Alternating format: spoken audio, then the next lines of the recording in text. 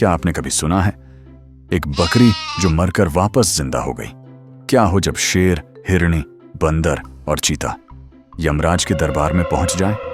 ये कहानी सिर्फ हंसी की नहीं, ये है एक आत्मा की वापसी की लड़ाई। एक ऐसी कहानी जो आपने पहले कभी नहीं सुनी होगी। कर्नाटक के जंगल में एक बकरी रहती थी जिसका नाम राधा था। वो बकरी अपनी मासूमियत और मजाकिया स्वभाव की वजह से पूरे जंगल में मशहूर थी। एक दिन शेर सिंह, जो जंगल का राजा था, अपने दरबार में अपने मंत्रियों के साथ बैठा था। तभी राधा वहां पहुंच गई। सब जानते थे कि राधा सबकी प्यारी बकरी है और अक्सर आकर सबको हंसा देती है।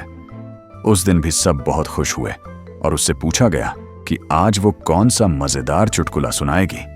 लेकिन राधा ने कहा कि आज वह चुटकुला नहीं, एक पहेली पूछने वाली है। सब दिलचस्पी से उसकी बात सुनने लगे। राधा ने पूछा, वो कौन सा पान है जिसे कोई खा नहीं सकता? सबने अपने अपने जवाब दिए। किसी ने कहा बनारसी पान, किसी ने कलकत्ता वाला, यहां तक कि किसी ने नीम का पान भी कह दिया। मगर राधा ने सबको रोकते हुए कहा, वो पान नहीं जिसे खाया जा सके, बल्कि वो पान है जो खाया ही नहीं जा सकता। सब सोच में पड़ गए, कोई जवाब नहीं दे पाया। आखिरकार शेर सिंह ने कहा, भाई अब तुम ही बता दो। राधा हंसते हुए बोली, जापान, ये ऐसा पान है जो कोई खा नहीं सकता। सब जोर जोर से हंसने लगे। उसकी हाजिर जवाबी और मासूम मजाक ने सबका दिल खुश कर दिया। इसी वजह से राधा जंगल की सबसे प्यारी बकरी थी। मगर अगली सुबह एक दुखद घटना घटी। शेर सिंह दरबार में बैठा ही था कि ब्लू बंदर हांफता कांपता आया और खबर दी कि राधा की आधी खाई हुई लाश बबूल के पेड़ के नीचे पड़ी है। उसने बताया कि शायद किसी दूसरे जंगल के भेड़िए ने राधा को मार दिया और आधा खा गया। ये सुनकर पूरा दरबार दुखी हो गया। सब हैरान थे कि राधा जैसी नेक मासूम बकरी की किसी से दुश्मनी नहीं थी, फिर भी उसे क्यों मार दिया गया? शेर सिंह ने चौंका देने वाली बात कही, ये शायद यमराज की गलती है। समय से पहले मौत, यानी यमराज ने शायद गलती से राधा की जान ले ली है। उसने ऐलान किया कि वो यमराज के पास जाकर इस बात का हिसाब मांगेगा।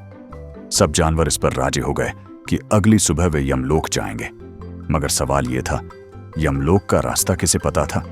चीता सिंह, जो मंत्री था, उसने यही सवाल उठाया। तभी झाड़ियों में से एक साधु प्रकट हुआ। वो गुस्से में बोला, यमलोक का रास्ता कोई आम रास्ता नहीं है। वहां सिर्फ आत्माएं जा सकती हैं, जिंदा शरीर नहीं। लेकिन जब हिरणी ने हाथ जोड़कर प्रार्थना की कि वो राधा से बहुत प्यार करती है और उसके बिना जीना नामुमकिन है, तो साधु ने उनकी मोहब्बत और जज्बे को देखकर उनकी मदद करने का फैसला किया। साधु ने एक मंत्र सिखाया, AUM ह्रीं क्लीं चामुंडाय नम, और बताया, अगर यमलोक में कोई मुश्किल आए तो इस मंत्र का जाप करना। जैसे ही मंत्र पढ़ा गया, एक आग जली और उसमें एक दरवाजा दिखाई दिया। ये दरवाजा यमलोक का रास्ता था। सब जानवर हिम्मत करके अग्नि द्वार से गुजरे। अंदर पहुंचते ही वो एक घाट पर पहुंचे जहां झलझला आ गया। तेज हवाएं चलने लगीं और पेड़ हिलने लगे। कुछ जानवर डरकर भाग गए, जैसे भेड़िया, लेकिन हिरणी ने हिम्मत नहीं हारी और सबको साथ लेकर आगे बढ़ती रही। दूसरे घाट पर सूरज जैसे आग बरसा रहा था और जमीन तपकर लाल हो रही थी। बंदर की खाल जलने लगी और वो भी वापस भाग गया। कई जानवरों की हिम्मत टूटने लगी, लेकिन हिरणी ने फिर मंत्र का जाप शुरू किया, AUM ह्रीं क्लीं चामुंडाय नम, और मंत्र के प्रभाव से सूरज की किरणें नरम हो गईं, जमीन ठंडी हो गई। सबने मंत्र की शक्ति को महसूस किया और आगे बढ़ते गए। तीसरे घाट पर कुछ भी नजर नहीं आ रहा था। सिर्फ एक अजीब सी आवाज गूंज रही थी, जैसे कोई सीटी बजा रहा हो। ये आवाज दिमाग में गूंजने लगी। कुछ जानवर डर गए, लेकिन शेर सिंह ने कहा, यह हमारी मंजिल के पास होने की निशानी है, और सबको साथ चलने को कहा। कुछ ही देर में सब यमलोक के दरवाजे पर पहुंच गए। जैसे ही वे अंदर जाना चाह रहे थे, 2 यमदूत प्रकट हुए और रोक दिया। कोई जिंदा शरीर यमलोक में प्रवेश नहीं कर सकता। शेर सिंह ने उनसे कहा, हम यमराज से मिलना चाहते हैं क्योंकि हमारा दोस्त गलती से मारा गया है। यमदूत ने चेतावनी दी, मरे हुए को जिंदा करना नियमों के खिलाफ है। लेकिन हिरणी ने फिर मंत्र का जाप किया, AUM ह्रीं क्लीं चामुंडाय नम। मंत्र सुनते ही चारों ओर तेज रोशनी फैल गई।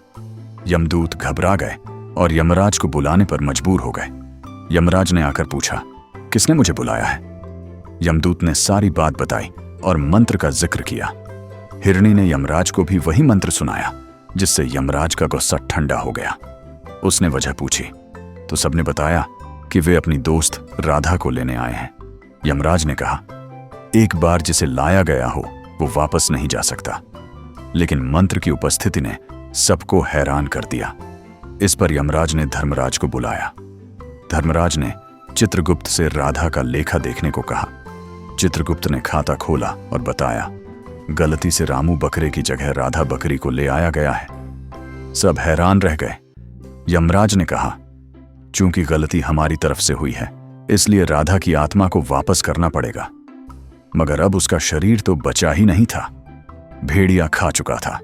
धर्मराज ने उपाय बताया, रामू बकरे को मारकर राधा की आत्मा उसके शरीर में डाल दी जाए और फिर यमराज अपनी शक्ति से रामू का रूप बदलकर राधा का बना दें। इस प्रक्रिया के लिए जंगल के हर जानवर को अपनी उम्र में से एक दिन राधा को देना होगा। सब जानवर एक सुर में बोले, हम राधा के लिए अपनी उम्र के कई दिन क्या, पूरी जिंदगी भी कुर्बान कर सकते हैं। यमराज प्रसन्न हो गया।